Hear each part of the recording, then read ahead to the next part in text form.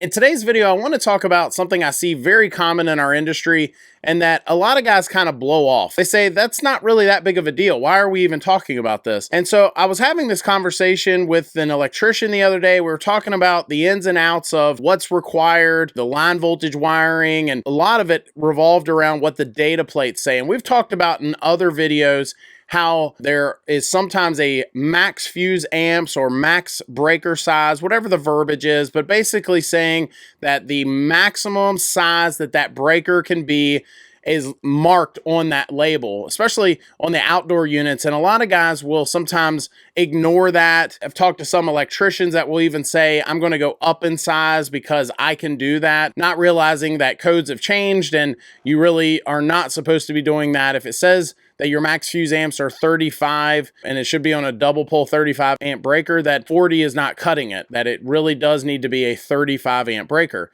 And so this opened a whole can of worms, and what I want to express to you if you see this video and how big of a deal it is, because one thing I see guys do all the time is ignore the label on air handlers, and not so much furnaces, but it's usually air handlers. And the reason being, on a lot of air handlers, depending on the brand and depending on the layout of the system, a lot of those labels will have a place where you can mark what size heat kit was installed inside that air handler. And a lot of guys just ignore it. They don't mark it, or they don't add the extra labeling. Could be argued that it's laziness. It could be argued that they just simply don't think it's that big of a deal.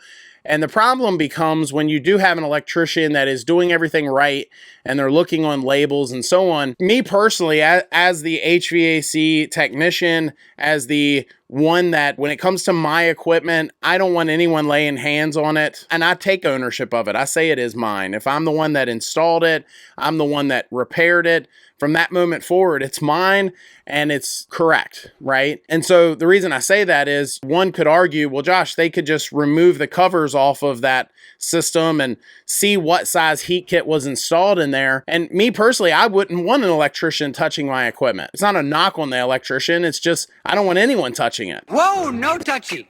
No touchy. It's mine. From that point forward, it's right unless someone else lays hands on it. And that's just the way I've always rolled, and I know I'm not the only one. A lot of guys feel the same way, that it never fails. When somebody else puts their hands on that equipment, now they're going to have problems. And of course, now it's the HVAC guy's fault that there's problems. And it's like, stop touching my equipment. You wouldn't have problems if you would just leave it alone. If you're having an issue, call me and I'll get it straight for you, and then just stop touching it. You know? Anyway, that's a whole nother topic, whole nother video. Back to the matter at hand, that is that label and how important it is at times, depending on the label itself, depending on the brand of the equipment.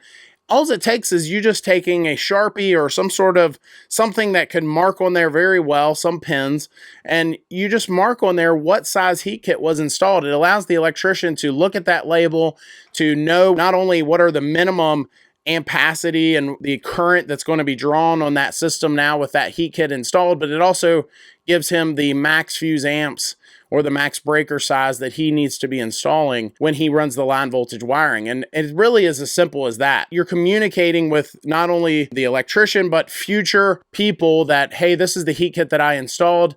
And that way also, if that heat kit is ever replaced, that's the heat kit size that should be put back in there. Depending on what parts of the country you're in, that's sometimes different. Some parts of the country with a 3-ton system, they may install a smaller heat kit because they just don't need a large heat kit in there, or the system is a very well-performing heat pump system that can work at low ambient temperatures, and you just simply don't need a large heat kit.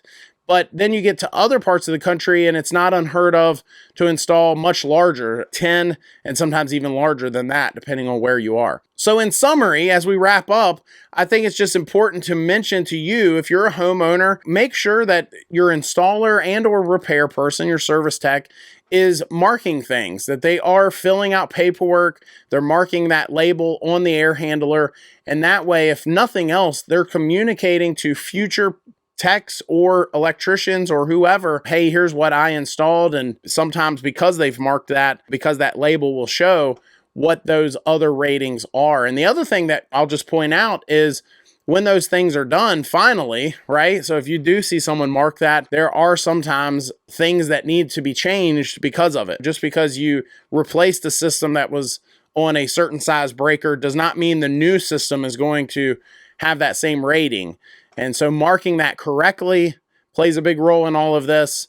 And just doing things properly, right? We talk about all the time on our channel how installations of the equipment is typically the issues behind why you continue to have problems and callbacks and repairs and all of those things. It usually is because of day one, it just had a problem with the installation in some way. And the question I get all the time is, well, how do I know if it was installed correctly? Well, here's just one simple thing you can look out for. Were the labels marked correctly?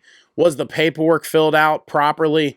Did that installer take a moment to do absolutely everything to make sure that everything's on the tip-top shape? Now, whether they fill out the paperwork or not, one could argue that that has nothing to do with the performance of the system moving forward, but I think it could also be argued if they're cutting corners there, what other corners are they cutting? Anyway, what are your thoughts? I'm sure there are some HVAC techs out there that probably have a very strong stance on this, one way or the other. Love to hear about that. If you like this video, I think you'll like this one even more. It's where I talk about one of my biggest pet peeves in the HVAC industry. Thanks for watching. Hit that subscribe button. We'll see you next time.